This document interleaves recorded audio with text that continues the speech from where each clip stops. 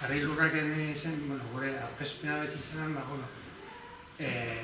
hori dela 6-7 urte sortu da taldea, puntu zen zen katastroren berrikusketa batean, hartu zila, lur publiko batzuk, eta horren kudeaketa izan da gure helburu nagusietako bat, ez? Normalean, edo gehi bat izan da, berpoblazio bat elberetu sakendu eta bagaretzak, gero baso jangarria egin duguna proiektu bat majotxo horre plenziko tontorrean altuenean, eta usolana eta beste gauza batzu, batez ere baso kudeaketa, eta hau. Eta hau, noizean behin, parkatu, ia behin, egiten du alako hitzaldi bat, baten batzuk, primoren batzuk engaia hoitzen duguz, tortilla zati bat, bai horretzea, sortua, gauza garbi. Majoa dira, aletizalean dira, gero etorri dira, bigarren, horrek bai dira meritua. Gainera ez dakit ez dira tortilla. Partido behirzen egon. Eta ega tortilla dago, gara, zekatako. Beste kantxoen bat hor bai. Horretxe primo, horretxe ginez bai, gotu esan da. Eta hori zen da gure planteamentua. Eta orduan horren aria gure honen hitzaldi hauen helburu zera bada, pixat jentearen formazio, informazio edo desinformazio, eta nada, nahi dagoena.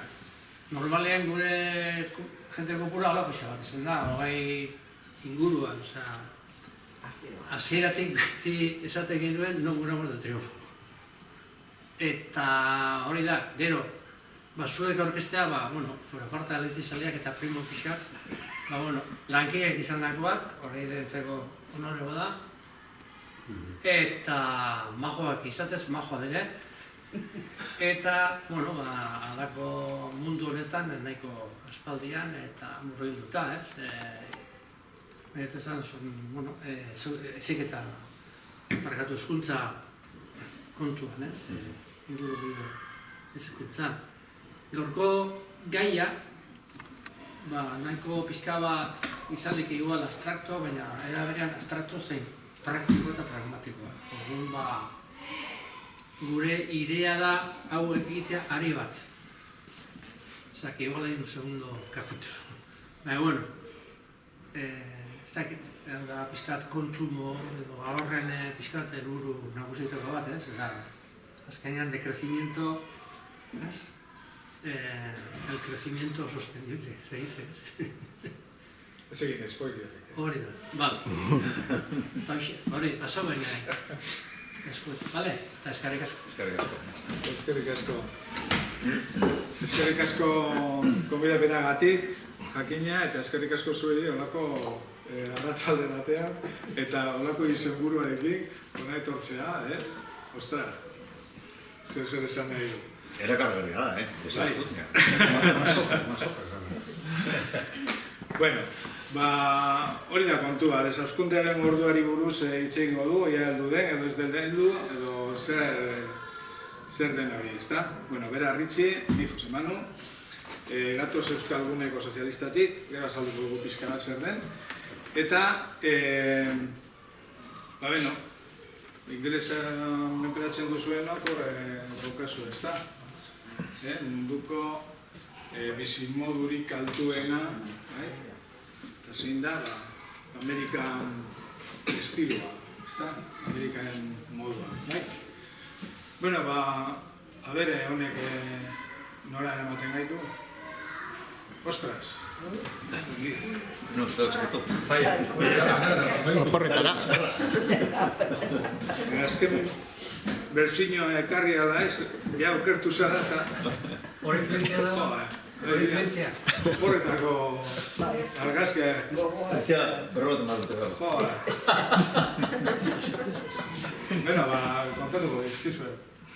Dana ez, oparra, bet guztiak ez. Detaile bari. Bueno, hemen egon ginen, Ritxi eta biok uda honetan. Zagutzen duzuen, ondatz hori? Ez? Laga, kristona. Bai? Olako ikla txiki bat zen. Pista baten bat eman. Pista baten bat eman, ia. Bai, badakigu. joango gara pizarro. Izaro. Joango gara. Izaro baina handiagoa da.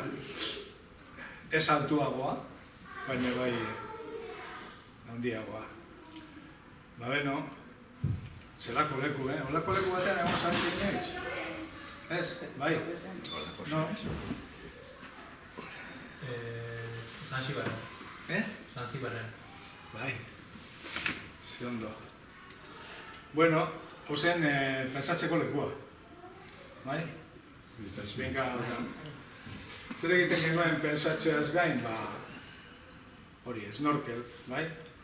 Oda iparraldeko aldea, eta orduan, olakoak ikusten ziren, bai? Eta hau da hegoaldeko aldea, bai? Hala, bai, bizitza, topera, bai? Eta horretara ikatze ziren bertan bizi direnak. Irla horretan dauz 27 pertsona. 27. Bai? Eta zertan ikatzen dira? Hori arrantzan, daukate hortutxo txiki bat hortik. Irlak dira volkanikoak, orduan horrek esan nahi du, gune euritxo batean dagoenez, ura urgeza zaie falta, bale? Orduan, hor daukate. Hemen dago, bai? Hau da, Tuvalu archipelagoa, kontura ezazuen non dagoen, bai? Eta justo irla hori hau da, Niulakita. Niulakita irla, bai? Orduan ezarete inoiz egon Niulakitan. Bueno. Hau da, Funafuti, bai? Hemen, heltzeko, aldu erzara gazkinez, eta begiraz aireportu polita edo. Eta gero, joan behar zara, irla batetik bestera, itxasontziz. Hau da Niulakita, holakoa da. Bai? Eko kilometro bat, gutxi gora bera, bai? 220 metro, honantze. Goizero egiten genuen, footing, korrika. Bai? Zazpiro, Bi buelta eman eta gero pensatzera. Bai? Holakoak bi justo, hemen Pastor House Church, bai, Lisa bat, zelan ez. Bai, hemen dago nukleo txiki bat, eta hemen beste txikiago bat. Eta hori, Tuvaluko archipelagoko irla bat. Gogo ara joateko? Bai, ez da. Bai. Ez. Bero gehiagin. Ez pentsa, Haiko baku dago. Gu primeran egon ginen. Bai.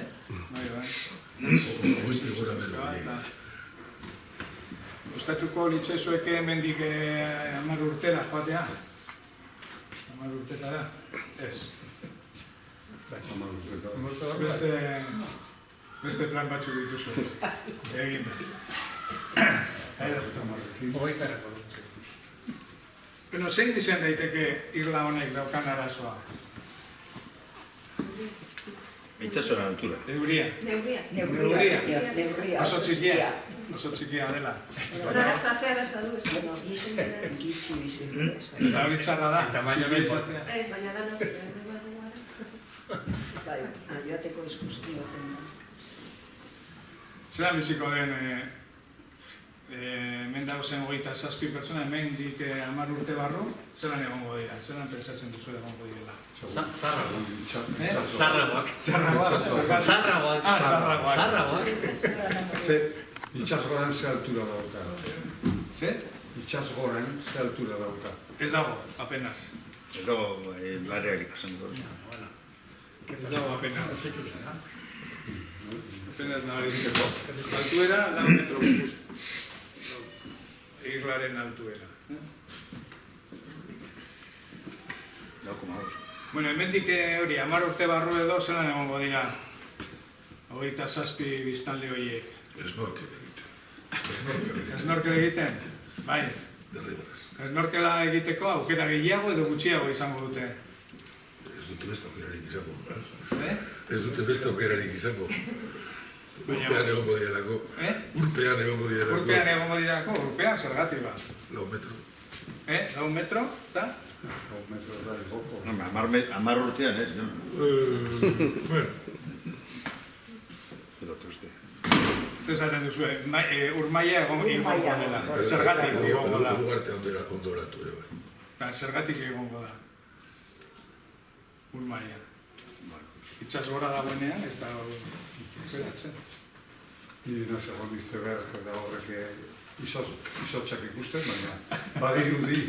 Badirudi, bai. Badirudi gutu egiten dira.